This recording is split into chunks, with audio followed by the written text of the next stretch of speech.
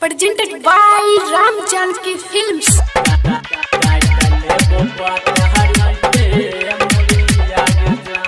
DJ Sumit Satish Rema.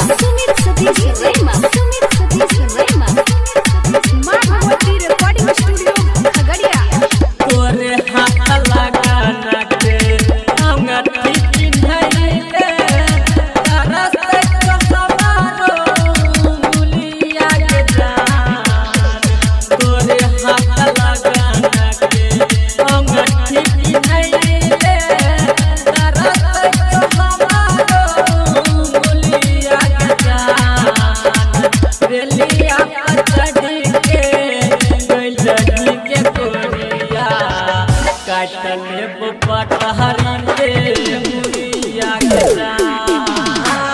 रेलिया चढ़ी के गइलनी के कोरिया काटले पटहरी के मुरिया के